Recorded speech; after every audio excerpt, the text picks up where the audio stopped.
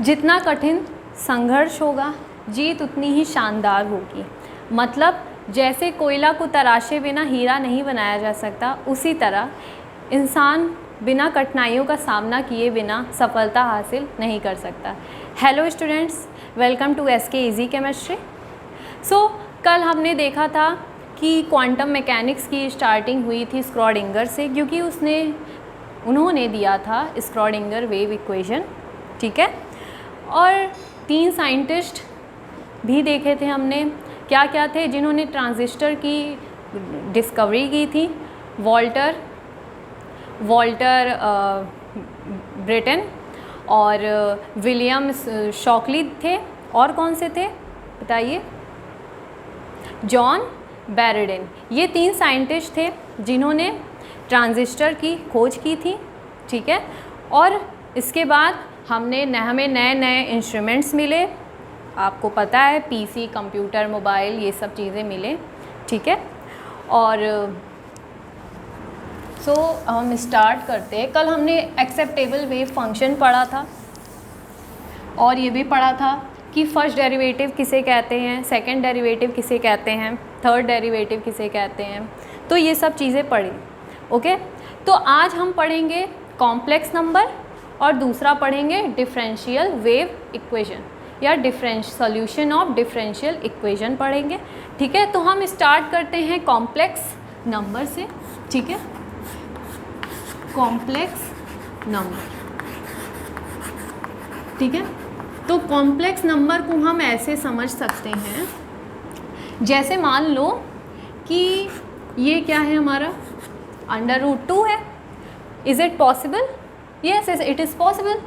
लेकिन क्या ये पॉसिबल है √-2? No, it is not possible in general, but it is possible अगर ये क्या हो, कॉम्प्लेक्स नंबर हो। मतलब कि ये √2 है, तो इसे हम √-1 मल्टीप्लाइड बाय √2 लिख सकते हैं। अगर मल्टीप्लाई करेंगे तो यही आएगा, ओके। अगर हम इसे जो √-1 है इसे हम आयोटा बोलते हैं। इट इज़ जिसे हम क्या बोलते हैं, iota. And iota is a imaginary number, ठीक है। आपको कहीं भी अगर आयोटा दिखे तो उसकी वैल्यू कितनी होती है, √-1, ओके। ये जो √-1 है उसकी जगह हम √2 लिख सकते हैं प्लस माइनस, ठीक है। ये भी प्लस माइनस और यहाँ पर भी क्या होगा, प्लस माइनस, इधर भी क्या होगा, प्लस माइनस, ओके। ये हमारा आया value. It is complex number, समझ में आया? जैसे एक और एग्जाम्पल देखते हैं। जैसे मान लो जनरल एग्जाम्पल लेते हैं, कैसे, -x का, ठीक है। अब -x को हम ऐसे भी लिख सकते हैं, √-1 मल्टीप्लाइड बाय x, ओके। √-1 हमारा है i और ये क्या है, √x प्लस माइनस यहाँ पर लगाया। It is a complex number, okay. अब हम क्या लिखते हैं, कॉम्प्लेक्स नंबर की इक्वेशन लिखते हैं। इक्वेशन ऑफ कॉम्प्लेक्स नंबर वो क्या होता है? अगर हम कॉम्प्लेक्स नंबर को z से डिनोट करें तो कॉम्प्लेक्स नंबर की जो इक्वेशन हो जाएगी वो है x + i y। It is a equation of complex number, ठीक है। z = x + i y, ठीक है। अगर हम एक क्वेश्चन सॉल्व करें, वो क्वेश्चन क्या होगा देखते हैं। ये देखिए, अगर हमें मान लो पूछा कि z इन्वर्स क्या होगी। z क्या है हमारा, कॉम्प्लेक्स नंबर है। z इन्वर्स मतलब होता है 1/z, होता है कि नहीं होता, 1/z। और हमारी z की वैल्यू क्या आई है, x + i y, right, okay. अब हम इसे सॉल्व कैसे करेंगे? अगर मैं न्यूमरेटर और डिनोमिनेटर में x - iy से मल्टीप्लाई कर दूँ, okay, x - iy upon x - iy, तो आंसर क्या आ जाएगा, x माइनस आई वाई। अब देखिए ये क्या है, x प्लस आई वाई मल्टीप्लाई किससे होगा, x माइनस आई वाई से, तो ये किसका फॉर्मूला हो गया, a square minus B square का फॉर्मूला हो गया। ठीक है, तो इसे हम ऐसे भी लिख सकते हैं, x square minus i Y का होल स्क्वायर। एम आई राइट? ओके, तो x माइनस आई वाई अभी हमने कुछ देर पहले सॉल्व किया कि i की जो वैल्यू होती है कितनी होती है, √-1 होती है। Okay, x square minus i की वैल्यू कितनी होगी, √-1 का होल स्क्वायर। यहाँ पर क्या है, i का स्क्वायर भी हो जाएगा, y का भी स्क्वायर हो जाएगा। सो √-1 का whole square y square. Okay, और ये इतना स्लो इसलिए चल रहा है, कुछ लोग बायो के स्टूडेंट्स होंगे मेरे जैसे, ठीक है, तो मुझे भी नहीं आता था बट अब आया क्योंकि प्रैक्टिस की। ओके, सो एक्स स्क्वायर माइनस, ठीक है, √-1 एंड √-1 का अगर हम स्क्वायर करेंगे तो आंसर क्या आएगा, स्क्वायर केवल क्या हटाएगा, रूट। ये मत सोचिएगा कि यहाँ पर माइनस लगा है और हम स्क्वायर कर देंगे तो ये माइनस हट जाएगा, नहीं, केवल स्क्वायर हटेगा, स्क्वायर रूट हटेगा, तो आंसर क्या आएगा, -1। सो यहाँ पर क्या आ जाएगा, -1 इंटू वाई का स्क्वायर आएगा कि नहीं आएगा। सो अब देखिए यहाँ पे x माइनस आई वाई ऐसे ही उतार लो, ठीक है, एक्स स्क्वायर माइनस ये -1 और ये -1 अगर प्लस हो जाता है तो यहाँ पर क्या लिखेंगे, प्लस, और यहाँ पर जो 1 है और वाई स्क्वायर से मल्टीप्लाई होकर के क्या हो जाता है, वाई स्क्वायर। एम आई राइट? ओके, x, अब देखो ये एक्सप्रेशन को हम ऐसे भी लिख सकते हैं, x/x square plus y square, ठीक है, minus i y upon x square plus y square, ठीक है। अब देखो ये तो हो गया, ये यहाँ पर क्या है, 1/z, ठीक है, 1/z है।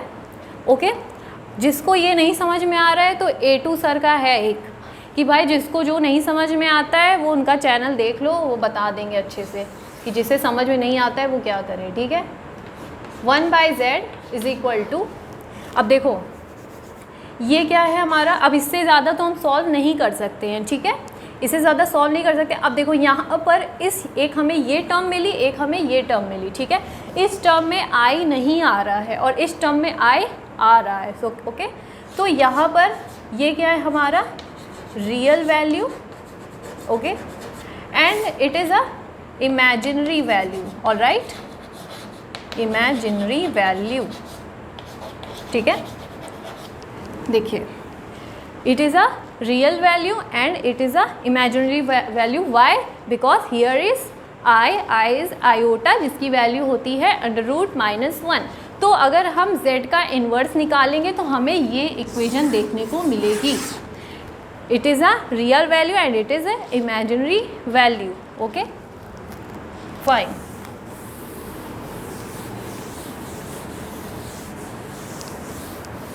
अब एक चीज़ जो हमने कॉम्प्लेक्स नंबर का इक्वेशन पढ़ा था, z is equal to X plus iota Y, ये पढ़ा था। इसमें क्या है, z is complex number, x it is a real value, यहाँ पर x क्या है, रियल वैल्यू है, ठीक है, and I Y is imaginary number या इमेजिनरी वैल्यू है, ठीक है, या नंबर जो भी आप बोलो, ठीक है। अब देखो ये हमारा कॉम्प्लेक्स नंबर है, अगर इस कॉम्प्लेक्स नंबर का हम कॉन्जुगेटेड नंबर लेंगे z, जिसे हम z स्टार से डिनोट करते हैं, ठीक है, आपको कहीं भी आयोटा मिले, ठीक है, अगर हम उसका कॉन्जुगेटेड कर रहे हैं, तो हमेशा क्या देखेंगे कि अगर कॉम्प्लेक्स नंबर में आयोटा प्लस में है तो कॉन्जुगेटेड में हम माइनस कर देंगे, अगर आयोटा माइनस में है तो हम कॉम्प्लेक्स जो हम कॉन्जुगेटेड कॉम्प्लेक्स निकालेंगे वो प्लस में हो जाएगा। जैसे हम आगे वेव फंक्शन में पढ़ेंगे कि अगर मान लो शाय इज़ इक्वल टू ई की पावर IM5 है, तो इस वेव फंक्शन का जो कॉन्जुगेटेड हो जाएगा शाई स्टार इज इक्वल टू ई की पावर माइनस IM5 हो जाएगा। ऑलराइट, अगर शाई की वैल्यू ई की पावर माइनस IM5 होती तो शाई स्टार जो कि इसका कॉन्जुगेटेड वेव फंक्शन है वो ई की पावर क्या हो जाता, IM5 हो जाता। ठीक है, ये तो आगे पढ़ूंगी, बट याद रखना हमेशा आयोटा के केस में अगर हम कॉन्जुगेटेड ले लेते हैं तो उसके पहले वाला जो साइन था उसका हम रिवर्स ले लेंगे साइन कॉन्जुगेशन में। ठीक है, Z star is a conjugated complex number of this. Okay, यहाँ पर क्या हो जाएगा x माइनस IY।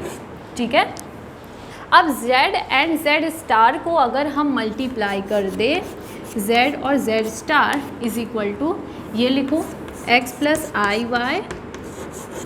ठीक है, multiplied by x minus IY, same वही फॉर्मूला हो गया a square minus d square का। ठीक है, तो यहाँ पर क्या हो जाएगा एक्स स्क्वायर माइनस IY का square, x square minus i का स्क्वायर की वैल्यू क्या होती है, √-1 का होल स्क्वायर y स्क्वायर। ठीक है, अब इसको सॉल्व करेंगे तो क्या आएगा हमारा x square plus y square, √-1 का स्क्वायर करेंगे तो रूट हट के -1 आएगा और माइनस माइनस प्लस प्लस और y स्क्वायर आ जाएगा। तो हमारा z और z स्टार की वैल्यू आ गई। इससे हमें क्या कंक्लूजन निकला कि जब कोई कॉम्प्लेक्स नंबर और उसका कॉन्जुगेटेड कॉम्प्लेक्स नंबर का मल्टीप्लिकेशन होता है, ठीक है, तो हमें एक रियल वैल्यू मिलती है। रियल वैल्यू कैसे, यहाँ पर आयोटा नहीं है। ठीक है, तो हमें क्या मिलती है, एक रियल वैल्यू। ठीक है, क्या बोला मैंने, जब भी किसी कॉम्प्लेक्स नंबर और उसके कॉन्जुगेटेड कॉम्प्लेक्स नंबर का मल्टीप्लाई होता है तो हमें एक रियल वैल्यू मिलती है। ओके, ऑल राइट, अब हमारा कॉम्प्लेक्स नंबर का पार्ट ख़त्म होता है। इसके बाद हम पढ़ते हैं solution of differential equation. Okay,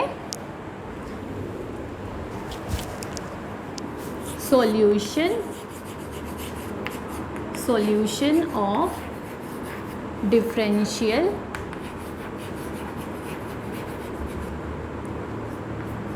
equation. ठीक है, क्या है, सॉल्यूशन ऑफ डिफरेंशियल इक्वेशन। ठीक है, इसे कैसे समझ सकते हैं, मान लो हम कोई भी एक जनरल सी डिफरेंशियल इक्वेशन को कंसीडर कर लेते हैं। ठीक है, जैसे मान लो हमने कंसीडर किया d² upon dx square y minus 9y is equal to 0। ठीक है, it is not formula, it is just differential equation. ठीक है, सो ये हमारा क्या है, कोई भी डिफरेंशियल इक्वेशन है। ठीक है, अब देखो यहाँ y क्या है, y इज़ अ फंक्शन। जैसे हम स्क्रॉडिंगर में पढ़ते थे, क्या था स्क्रॉडिंगर वेव इक्वेशन, दो इक्वेशन, कई सारे इक्वेशन आए हमें जब हमने उसका सॉल्यूशन निकालने की कोशिश की। एच शाई इज इक्वल टू ई शाई तो आया, उसके पहले भी आया था d² psi upon dx² plus 8π² m upon h² e minus v psi is equal to 0। तो वहाँ पर जो d² psi upon dy² x² जो आया था, वहाँ पर शाई क्या था, वेव फंक्शन, और यहाँ पर y क्या है, फंक्शन, कोई भी फंक्शन है, नहीं पता है। ठीक है, सो अब देखो हमने क्या पढ़ा था, first derivative second derivative, right. d/dx को क्या बोला था हमने, फर्स्ट डेरिवेटिव। अब यहाँ पर क्या आता है, अगर d/dx है तो उसे हम अल्फ़ा मान लेंगे।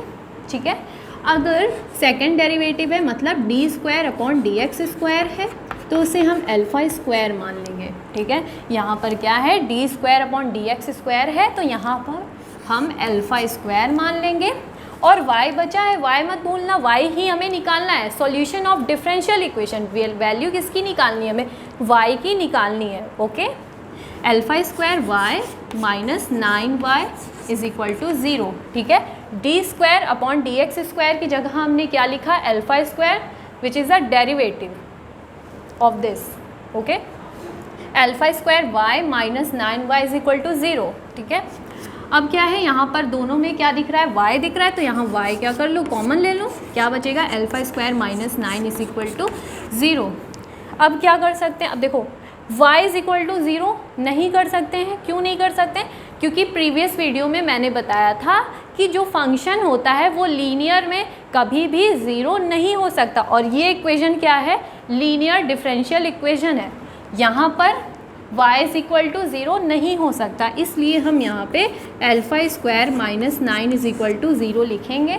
ठीक है, alpha square minus 9 is equal to 0। अब आगे क्या होगा, अल्फा स्क्वायर उधर जाएगा, क्या हो जाएगा 9, और अल्फ़ा की वैल्यू क्या आ जाएगी, प्लस माइनस रूट 9, और इसको क्या आएगा आंसर, प्लस माइनस 3। अल्फ़ा की वैल्यू आई प्लस माइनस 3, इसका मतलब कि अल्फ़ा के दो वैल्यू हो सकते हैं, या तो प्लस 3 होगा या माइनस 3 होगा। ठीक है, अब हमें y की दो वैल्यू मिलेगी, y की x के रिस्पेक्टिव में निकाल रहे थे, x के रिस्पेक्ट में y की वैल्यू, सो इसलिए यहाँ पे ब्रैकेट में x लिखा है। ठीक है, y की दो वैल्यू मिलेगी, क्या क्या हो सकती है, अब देखो यहाँ पर जो अल्फ़ा आया है वो कैसे लिख सकते हैं, सबसे पहले हमें लिखना होगा e की पावर x, और यहाँ पे लिखेंगे e की पावर x, और जो हमारी अल्फ़ा की वैल्यू आई है उसे e की पावर में लगा दो 3x, और यहाँ पर क्या हो जाएगा माइनस 3x। ठीक है, क्या करना है, कुछ नहीं लिखना है, जो भी हमारी अल्फ़ा की वैल्यू आएगी उसे e की पावर में लगा देना है, बस y की वैल्यू आ जाएगी। ठीक है, बट इससे काम नहीं चलने वाला, हमें लिखना है जनरल इक्वेशन। ठीक है, इस सॉल्यूशन ऑफ डिफरेंशियल इक्वेशन के जो y की वैल्यू निकालनी है उसका हमें जनरल इक्वेशन लिखना है। ठीक है, जनरल इक्वेशन, सो यहाँ पर लिखेंगे y x is equal to c1 into e की power 3x, okay, plus c2 into e की power minus 3x। This is a general equation for this differential equation and where C1 and C2 are constant, okay, where C1 and C2 are constant. Are you getting my point?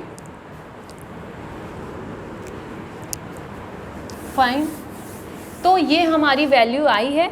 अब देखो exam में तो सिर्फ हमें यहीं तक पूछेगा कि y की वैल्यू क्या होगी या solution of this differential equation, तो हमें निकालना होगा y की वैल्यू निकाल दें। ठीक है, हम क्रॉस वेरीफाई भी कर सकते हैं, कैसे करेंगे देख लेते हैं।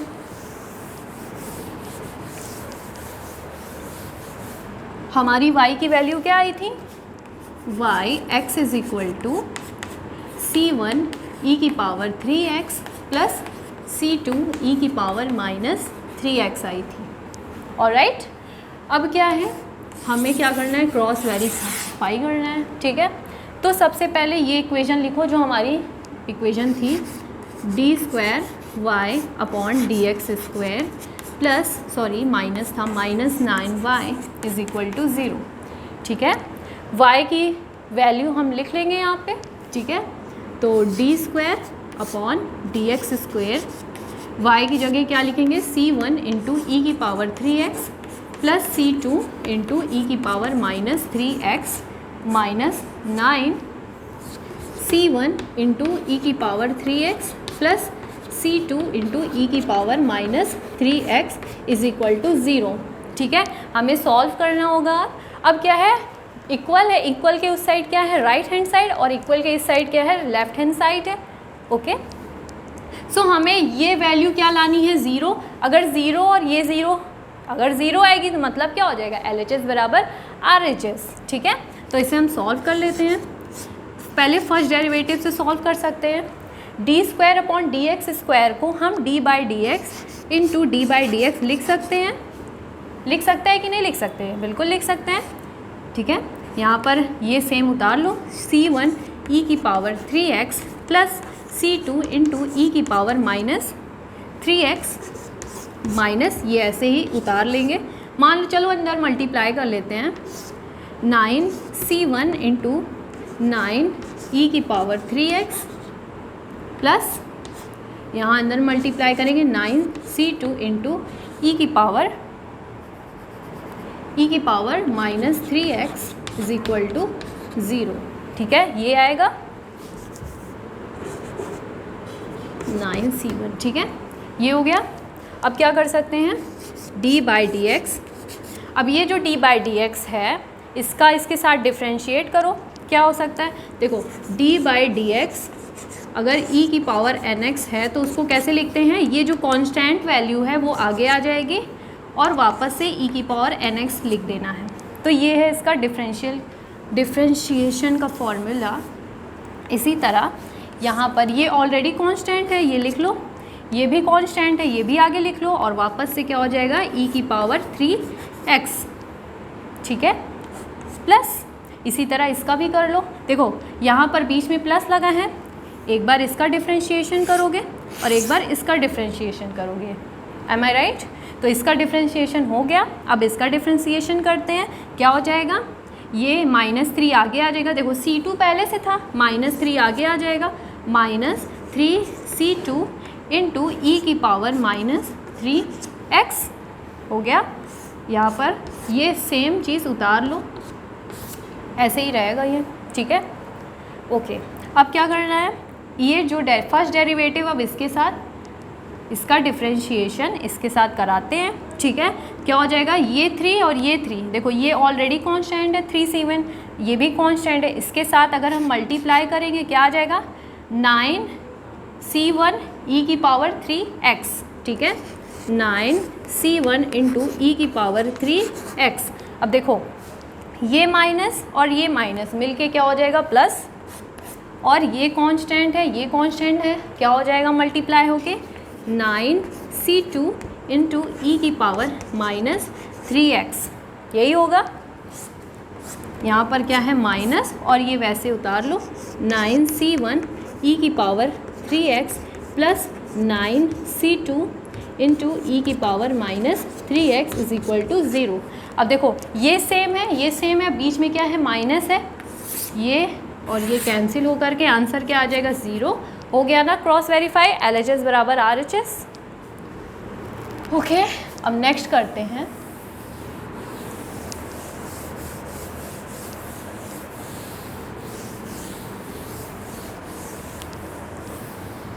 चलो, अगर मान लो इस टाइप का तो हो गया है, अगर मान लो हमें किसी कॉम्प्लेक्स नंबर में इमेजिनरी नंबर दिया हो तब हम कैसे सॉल्व करेंगे, वैसे ही सेम लेते हैं, बस देखो आगे क्या करता है, क्या करते हैं, d²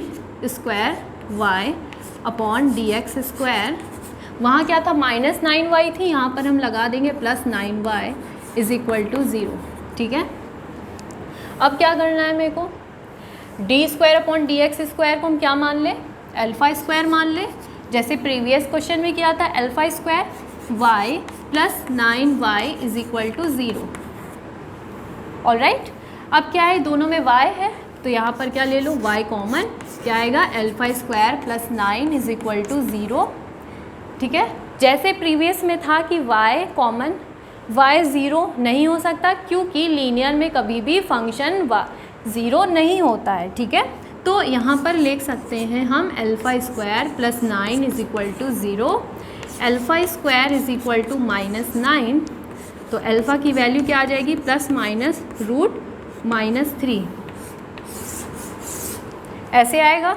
लेकिन -3 तो ऐसे लिखते नहीं हैं हम, तो हम क्या कर सकते हैं, इसे यहाँ लिख लेते हैं, alpha is equal two plus minus, इसको हम कैसे लिख सकते हैं, √-1 √3, √-1 को हम क्या लिखते हैं, iota, plus minus iota √3, sorry यहाँ पर रूट नहीं लगेगा, सॉरी यहाँ रूट नहीं लगेगा, क्या आएगा, प्लस माइनस, एक मिनट, हाँ देखो अल्फ़ा इज इक्वल टू क्या आ जाएगा, √-9। ठीक है, तो √-9 को हम कैसे लिख सकते हैं, √-1 मल्टीप्लाइड बाई √9। ठीक है, -1 को क्या लिख सकते हैं हम, -1 को लिख सकते हैं आयोटा। अब जो √9 है वो क्या हो जाएगा, 3, तो ये हमारी आ गई अल्फ़ा की वैल्यू। अब इसी तरह जैसे प्रीवियस क्वेश्चन में क्या था, अल्फ़ा की 2 वैल्यू हो सकती है, वैसे ही यहाँ पर भी अल्फ़ा की 2 वैल्यू होंगी। एक होगी +3i और दूसरी होगी -3i। ठीक है, कोई दिक्कत इसमें? +3i और दूसरी -3i। ओके, चलो अब हम क्या करते हैं, y की वैल्यू लिखते हैं। कैसे बताया था y की वैल्यू? e की पावर में जो अल्फ़ा की वैल्यू आती है बस वो चढ़ा दो, e की पावर 3ix, और यहाँ -3i थी, सेकेंड वाला का फंक्शन क्या आ जाएगा, e की पावर -3ix।